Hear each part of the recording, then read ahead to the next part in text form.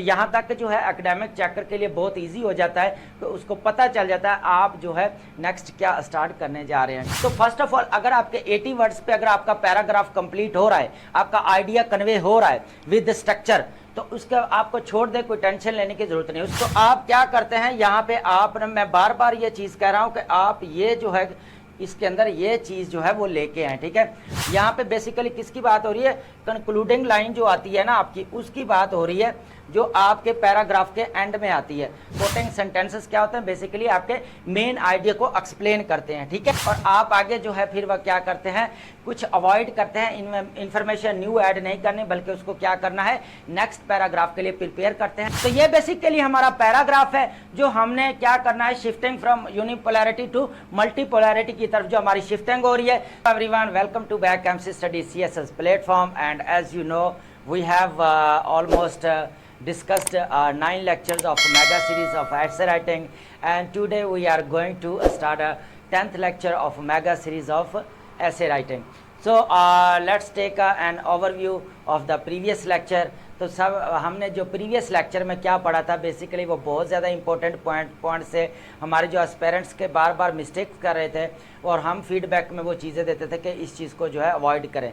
सबसे पहले जो हमने बात की थी वो रिडंडेंसी की बात की थी, देन हमने उसके बाद रेपिटिशन की बात की थी, देन हमने वर्बियोसिटी की बात की, वर्डीनेस की बात की। इन जो ये जो 4 थिंग्स हैं, इनका जो है इम्पैक्ट एकेडमिक राइटिंग के ऊपर क्या पड़ता है, तो ये चीज़ हमने बड़ी डिटेल्स के साथ जो है इस चीज़ को डील किया है। क्योंकि हम जब भी फीडबैक देते हैं कि वो नीचे लिख देते हैं कि आपके रेपिटिशन आइडियाज़ की हो रही है, रिडंडेंसी हो रही है, आप एक वोकैबुलरी को बार बार जो यूज़ कर रहे हैं, चीज़ों को एग्जेजरेट करके पेश करना, ठीक है।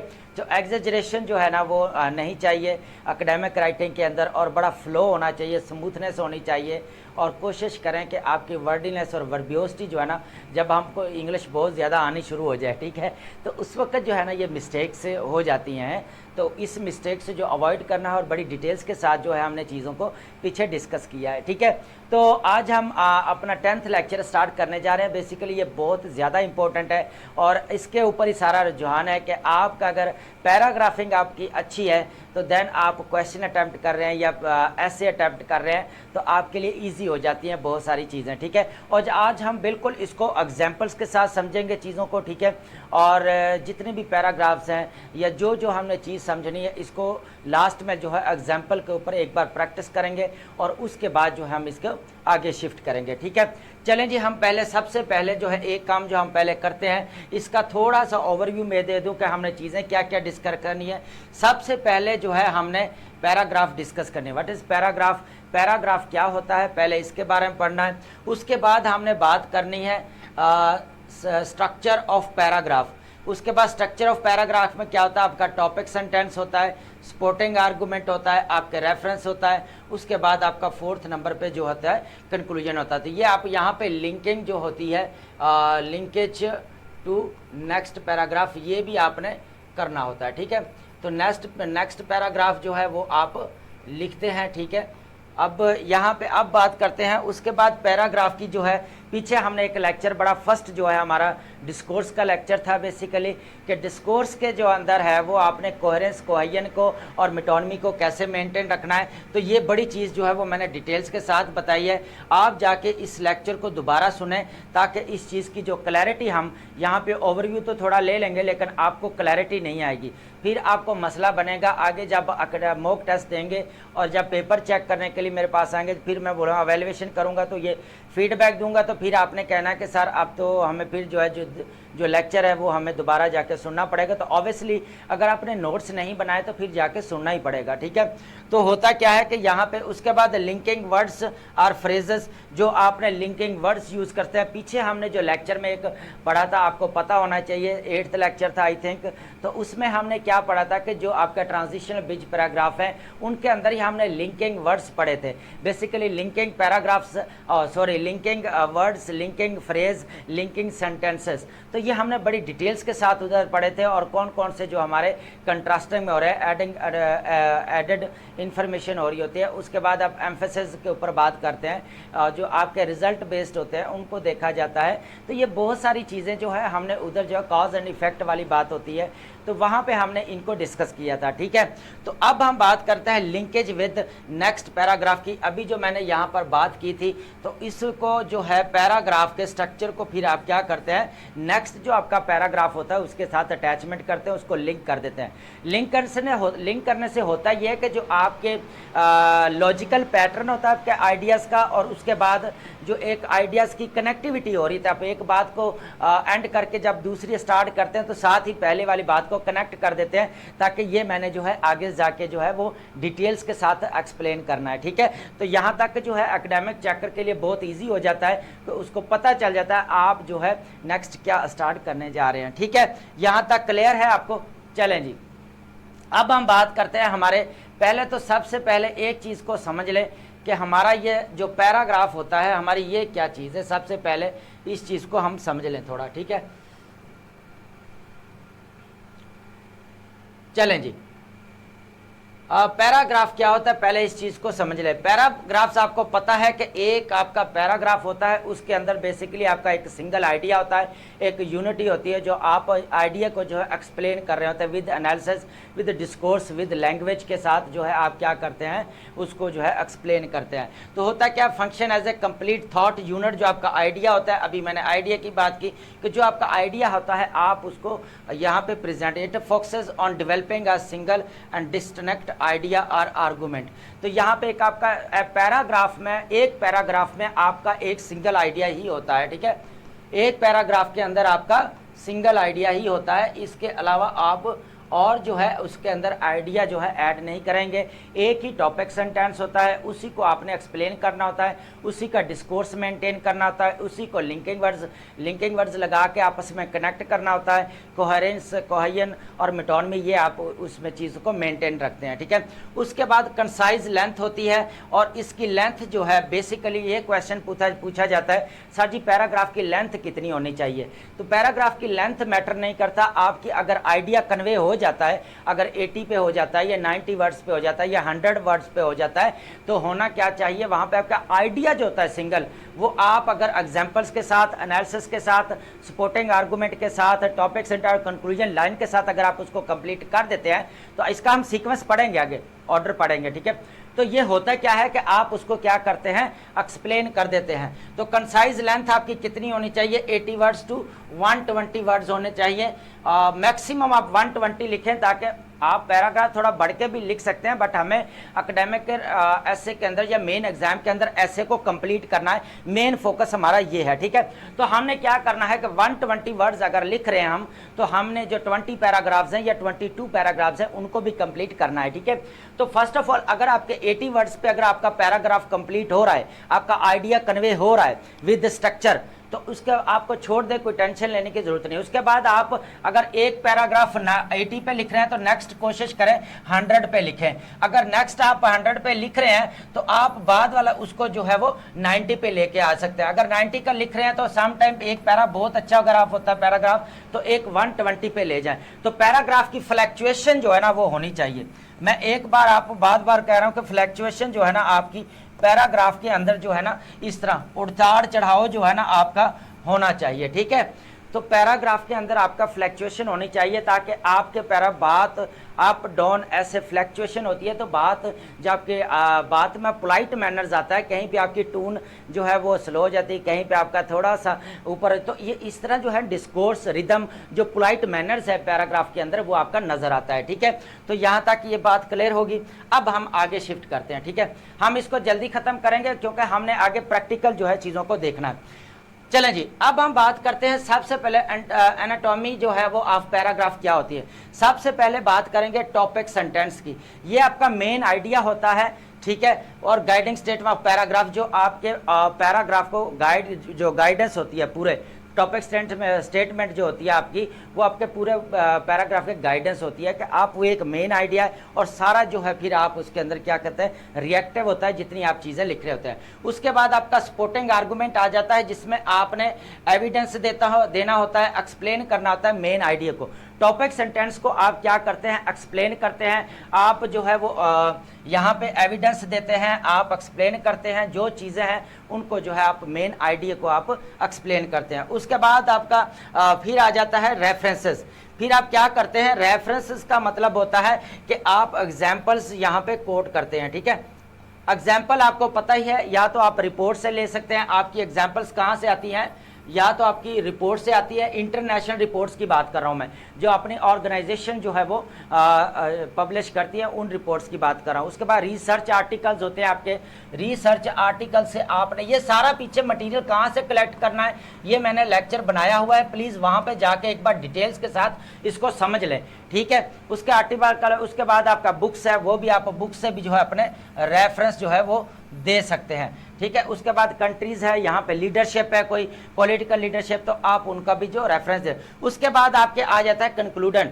यहाँ पे थर्ड नंबर पे क्या था हमारा रेफरेंस, फोर्थ नंबर पे हमारा क्या था बेसिकली कंक्लूडिंग सेंटेंस क्या होता है। तो यहाँ पे आपने बड़ा स्मूथली जो है आपने पैरा को एंड करते हैं, पैराग्राफ को, और इसको लिंक किसके साथ करते हैं, बेसिकली जो आपका मेन थीसिस होता है उसके साथ आप क्या करते हैं, इसको लिंक कर देते हैं। और साथ ही आप क्या करते हैं, अलोंग विद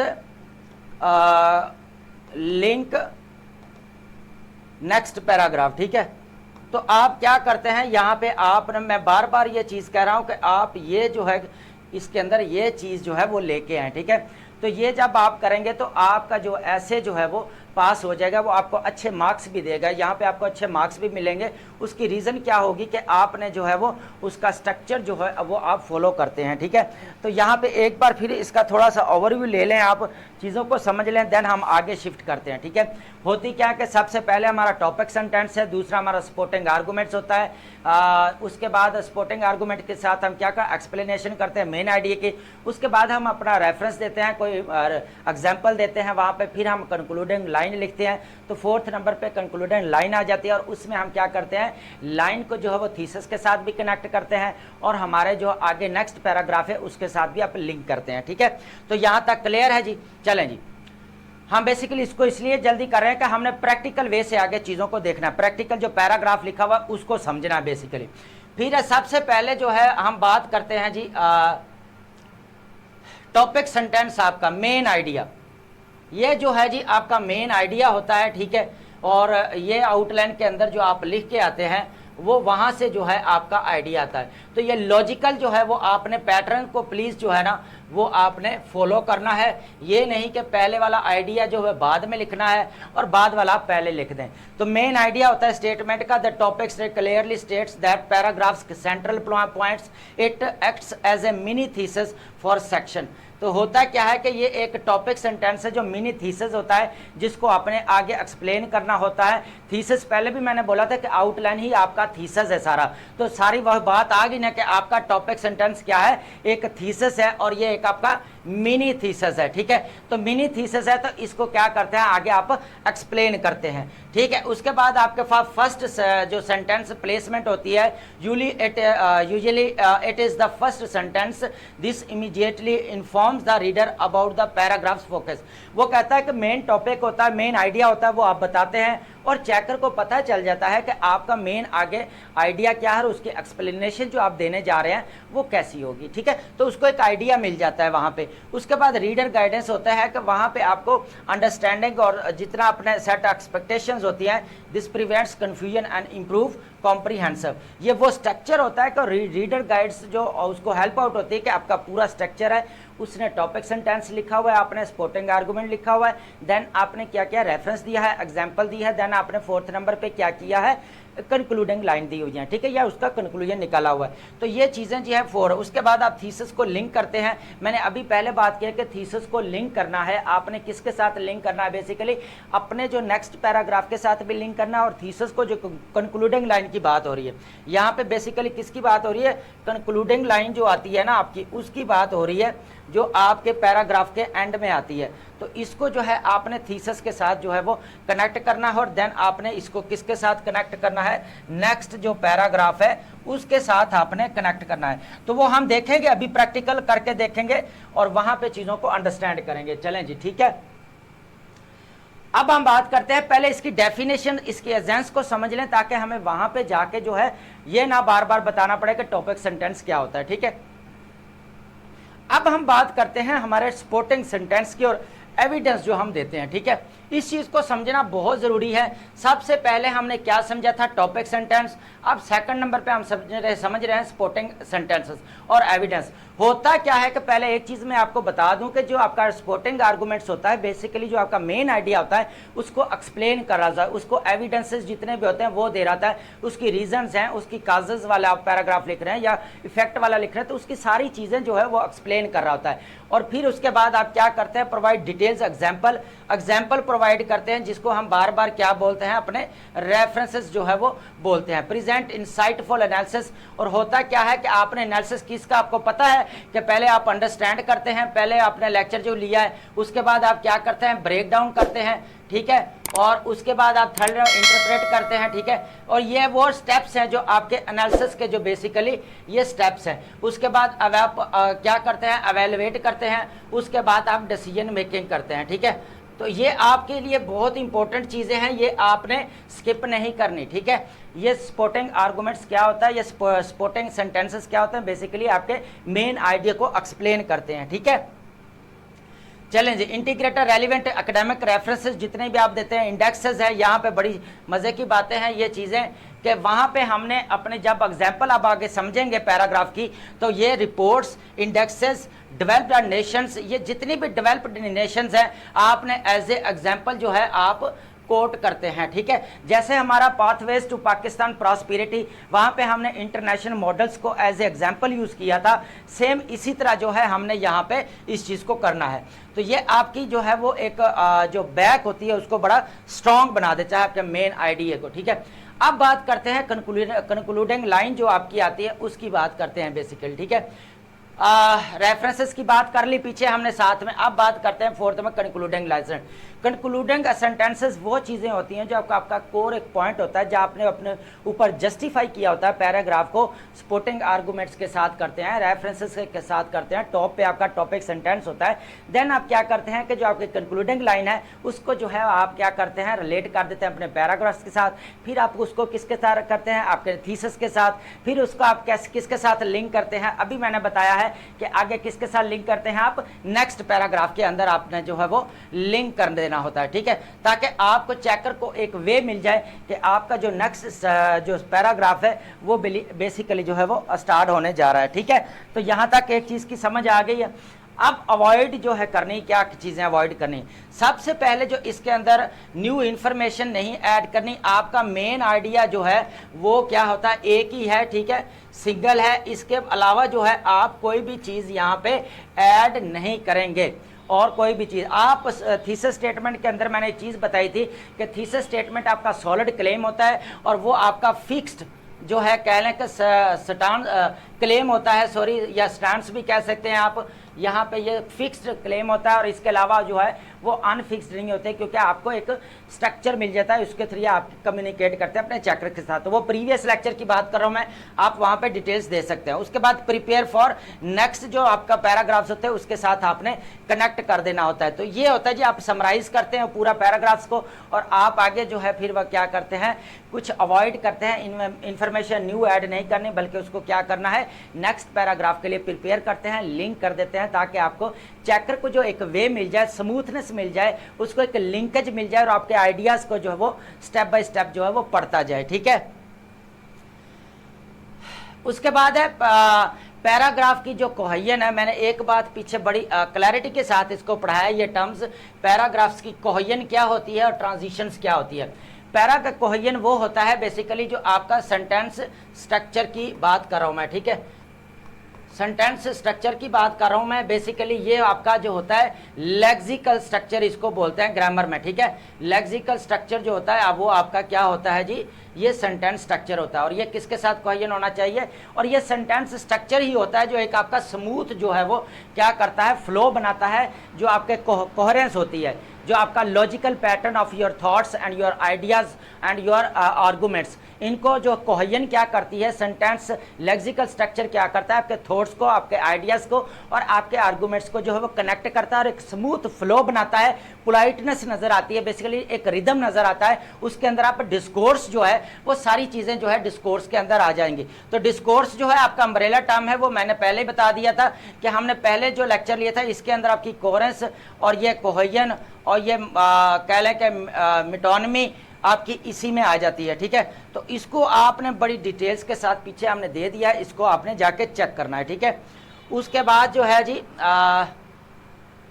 आपको पूरी डिटेल्स के साथ बताऊंगा, चीजें स्किप नहीं करूंगा और लिंक करके बताऊंगा कि हमने करना क्या है बेसिकली, ठीक है। उसके बाद आपके ट्रांजिशन जो हो रही थे पैराग्राफ की, वो आपने क्या करनी है, सेंटेंस स्ट्रक्चर अगर आपका ठीक है तो आप इजीली जो है हाउ एवर का, फर्दर मोर का, कॉन्सिक्वेंटली का आप यहाँ पे यूज कर सकते हैं। इसके अलावा मोर ओवर भी आप यूज कर सकते हैं, आप फर्दर यूज कर सकते हैं, आप जो है एडिशनली यूज कर सकते हैं। तो आपके पास बहुत सारे वर्ड्स हैं जो आप यूज कर सकते हैं। कन्वर्सली यूज करते हैं, ऑन द कंट्रेरी आप यूज कर सकते हैं, ऑन द अदर हैंड जो है, ऑन द अदर हैंड जो है आप यूज कर सकते हैं। ये बहुत सारे वर्ड्स हैं जो आप जो है लिंकिंग फ्रेजेस भी हैं, लिंकिंग वर्ड्स भी हैं और आपने लिंक आगे सेंटेंस कर देना। उसके बाद ना आपका एक लॉजिकल पैटर्न होना चाहिए, ये नहीं कि आपका जो टॉपिक सेंटेंस है वो आप लास्ट में लिख रहे हो, आपका कंक्लूजन पहले आ जाए और या फिर रेफरेंस पहले टॉप पे आ जाए या सेकंड नंबर पे आ जाए, तो नहीं, पहले टॉपिक सेंटेंस, फिर सपोर्टिंग आर्गूमेंट, फिर सपोर्टिंग जो है रेफरेंस आना चाहिए, फिर फोर्थ नंबर पे आपका कंक्लूजन आ जाएगा। तो ये लॉजिकल पैटर्न जो है आपने रखना है। फिर आपने इंप्रूव कोहेरेंस किसके जरिए होगी, बेसिकली ये कोहेजन के जरिए होगी और ये आपका क्या है, लेक्सिकल स्ट्रक्चर है। लेक्सिकल स्ट्रक्चर जो है आपका क्या करेगा, आर्गुमेंट्स को बड़ी क्लैरिटी के साथ जो है वो आपस में कनेक्ट करेगा और उसका रिदम क्रिएट करेगा और पोलाइटनेस नजर आएगी, ठीक है। उसके अंदर होता है क्या, आपका जो डिस्कोर्स है वो भी मेंटेन हो जाता है, ठीक है। चलें जी, अब हम बात करते हैं हमारे आगे क्राफ्टिंग इंपैक्टफुल पैराग्राफ कैसे कनेक्ट करेंगे, ठीक है, कैसे बनाएंगे। सबसे पहले इस चीज को हम समझ लेते हैं, crafting impactful paragraph. Structured paragraph enhance clarity and persuasion in academic writing, they form the backbone of your strong argument. Strong argument की बात कर रहे हैं, जो आपका मेन आइडिया होता है, जो आपका सिंगल आइडिया होता है, बेसिकली उसको बोला जाता है। और जो आपका एक कह लें कि टॉपिक जो होता है, टॉपिक सेंटेंस की बात कर रहे हैं, वो आपका क्या होता है, मेन आइडिया होता है और इसको क्या बोलते हैं, मिनी थीसिस, जो आप आउटलाइन के अंदर लिखते हैं, ठीक है। इसको क्या बोलते हैं, आपका मिनी थीसिस होता है, एक पॉइंट होता है और उसको आप जस्टिफाई करते हुए आगे जो उसका स्ट्रक्चर है, उसका डिस्कोर्स, उसकी कोहेरेंस को मेंटेन रखते हुए आप लिंकिंग वर्ड्स के जरिए, लिंकिंग फ्रेज के जरिए, लिंकिंग सेंटेंसेस के जरिए जो है वो क्लैरिटी के साथ जो है मीनिंग कन्वे कर देते हैं, ठीक है। अब हम बात करेंगे,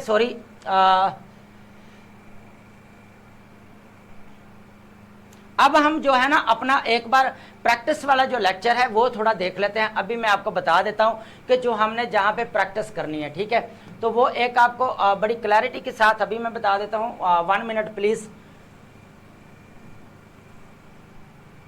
चलें जी, यहां पर जो है हमने जो है वो अपना एक पैराग्राफ लिखा हुआ है हमारे पास। बेसिकली हमने जो है इसको थोड़ा सा डिटेल के साथ देखना है, ठीक है। हमारे पास सबसे पहले ये जो ऐसे था हमारा, आपको पता है कि पीछे मैंने एक ऐसे को 2-3 बार जो है उसको डिस्कस किया था। बेसिकली ये जो ऐसे था, ये टॉपिक जो ऐसे का था, यहाँ पे मैं लिख देता हूँ जो हमारा टॉपिक था, ऐसे की बात कर रहा हूँ मैं बेसिकली, ठीक है। ऐसे का टॉपिक था डीडोलराइजेशन,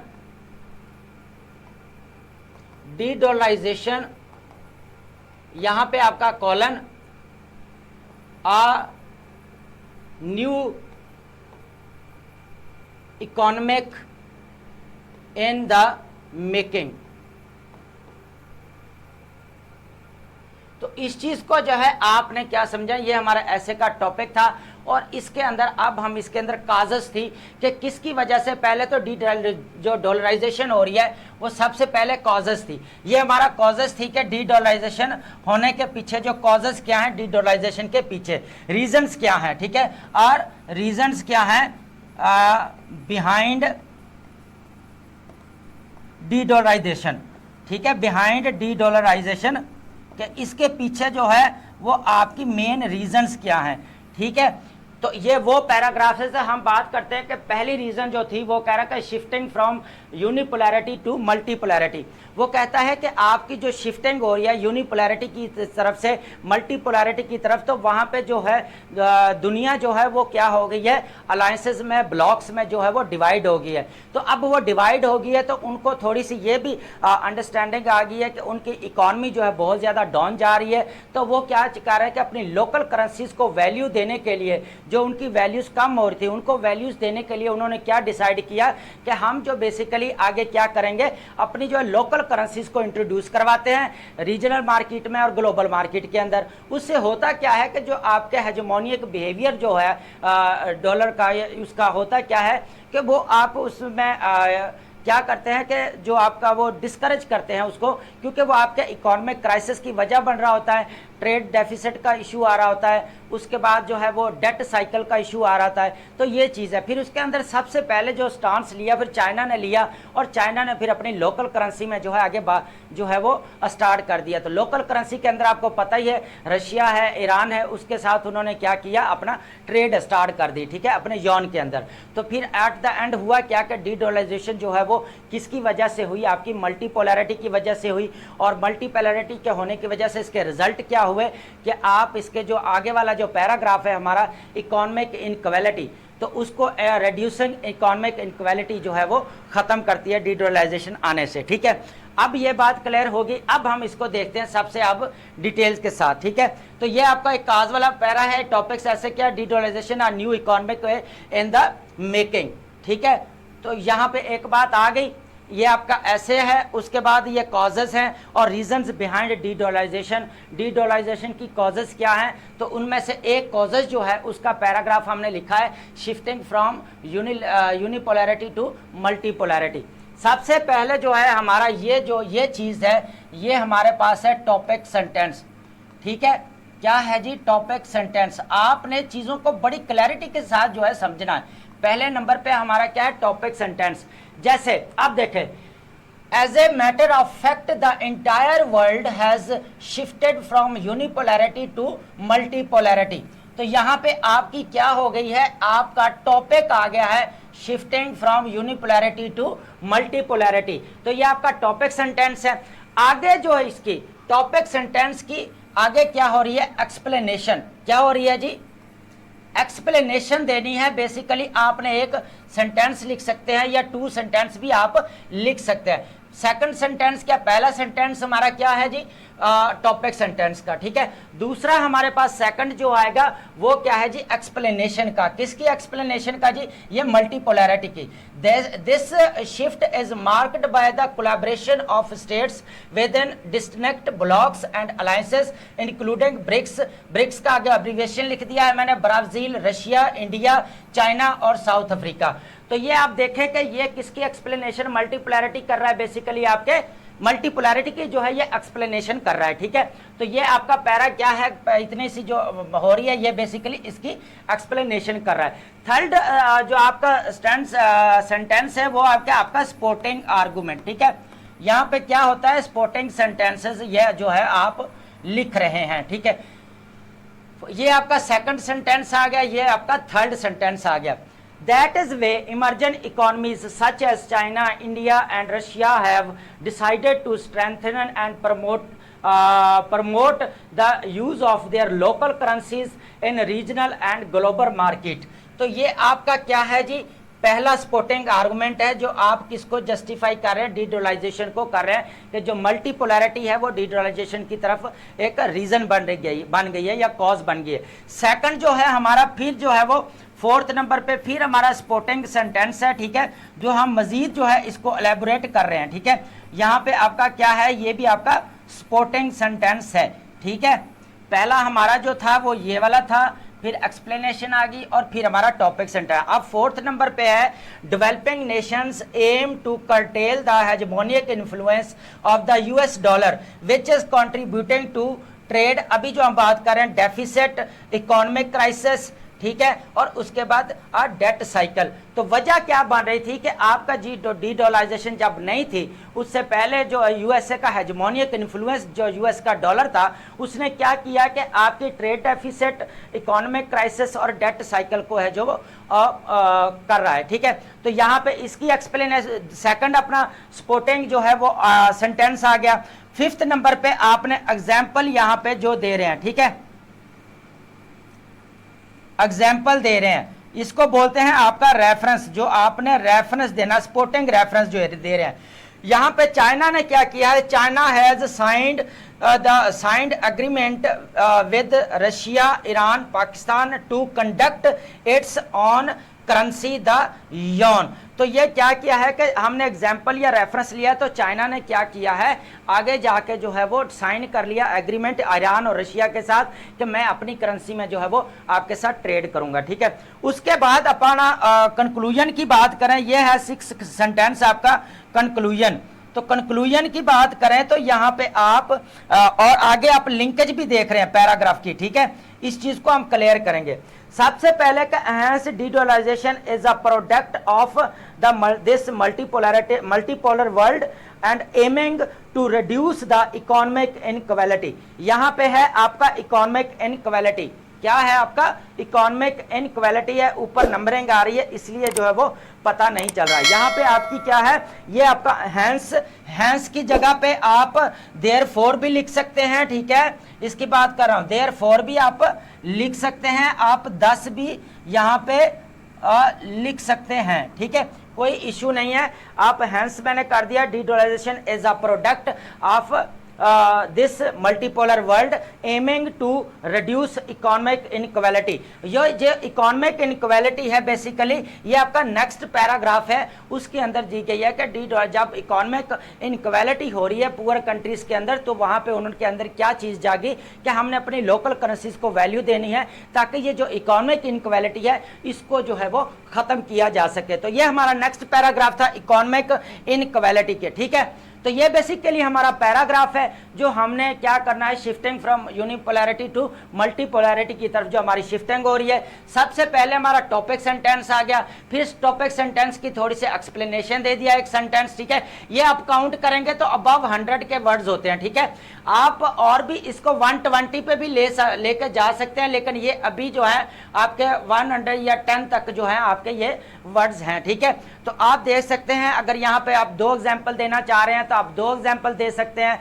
आप सपोर्टिंग आर्गुमेंट एक और देना चाह रहे हैं तो एडिशन कर दें उसके अंदर, ठीक है, तो कोई इश्यू नहीं। अब आप कनेक्टर देखें कहां से आप यूज हो रहा है। That is way emerging economy यहाँ पे आ गया। उसके बाद यहाँ पे आप फॉर एग्जाम्पल लिखें, यहाँ पे बात कर रहा हूं मैं, यहाँ पे फॉर इंस्टेंस या आपका ये आ जाएगा, इसके बाद कॉमा आ जाएगा, या for example China has signed agreement with फला फला फला।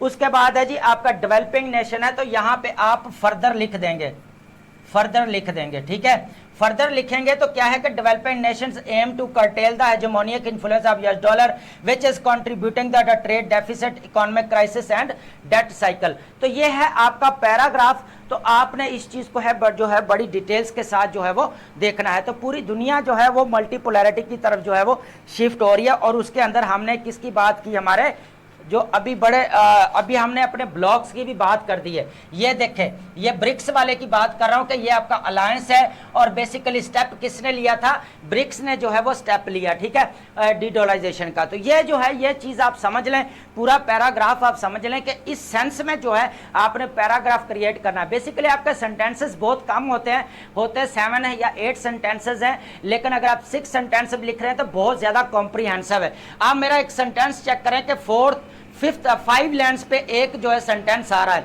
उसके बाद 4th नंबर पे 4 लाइन्स का आ रहा है, उसके बाद 3 नंबर पे आ रहा है, उसके बाद 3 है, यहाँ पे क्या है 4 नंबर है, यहाँ पे आपका क्या है 2.5 जो है लाइन्स हैं, ठीक है। तो इस तरह जो है आपकी फ्लैक्चुएशन जो पैराग्राफ के अंदर है वो होनी चाहिए, ठीक है। तो ये आपकी फ्लैक्चुएशन और ये पैराग्राफ के अंदर, तो इस चीज को जो है आपने अंडरस्टैंड करना है, ठीक है।